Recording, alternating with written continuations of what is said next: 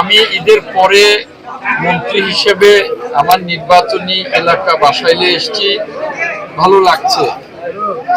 আমি সকলকে ঈদ মুবারক জানিয়ে বলব, আপনারা সকলে আমার জন্য দোয়া করবেন যাতে আমি মাননীয় প্রধানমন্ত্রী আমার উপরে যে আস্থা রেখেছেন, আমাকে যে মন্ত্রণালয়ের দায়িত্ব দিয়েছেন, আমি যাতে যথাযথভাবে এই দায়িত্ব সততার সাথে নিষ্ঠার সাথে পালন করতে পারি। আমি আপনাদের মাধ্যমে বাসাইল সখীপুরবাসীর কাছে দোয়া চাই যাতে বাসাইল সখীপুরবাসীর আকাঙ্ক্ষা পূরণ করতে পারি এবং আমার যে মন্ত্রণালয়, সেই মন্ত্রণালয়ের কাজগুলো আমি যাতে সুচারুরূপে করে সারা জাতি এই মুক্তিযুদ্ধ মন্ত্রণালয়ে নিয়ে যে আশা আছে, যে প্রত্যাশা আছে, সেই প্রত্যাশা আমি যাতে পূরণ করতে। নিশ্চয়ই আগামী দিনে মুক্তিযুদ্ধ মন্ত্রণালয় নিয়ে আমরা বসছি। সামান্য কয়েকদিনই হলো দায়িত্ব পেয়েছি, এরপরে ঈদের ছুটির পরে আমরা আবারও বসবো।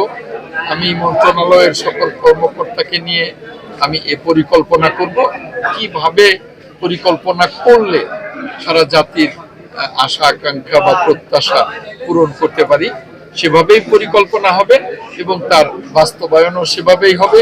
মাননীয় প্রধানমন্ত্রী আমাকে দায়িত্ব দেওয়ার পর থেকেই প্রয়োজনীয় নির্দেশনা দিচ্ছেন। ওনার নির্দেশনা অনুযায়ী আমি কাজ করব। দেখুন, আমার নির্বাচনী এলাকা বাসাইল সখীপুর।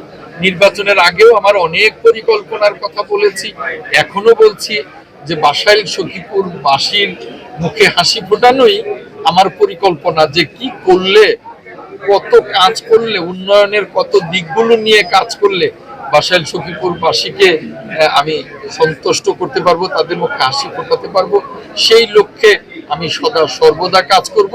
বাসাইল সখীপুরবাসীর কাছে, আপনাদের কাছে আমি সেই দোয়া।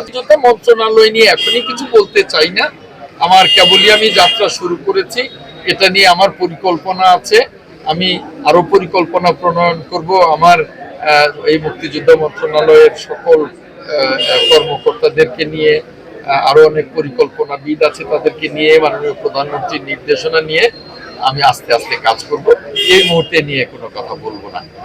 বাসাইল সখীপুরের নির্বাচনী ইশতেহার আমার মনে আছে এবং সেই নির্বাচনী ইশতেহার আমি এখন থেকেই কাজ শুরু করে দেব এবং যাতে করে আগামী 5 বছরে পরিপূর্ণভাবে বাস্তবায়ন করতে পারি, সেই চেষ্টা আমার আন্তরিকভাবে অব্যাহত থাকবে।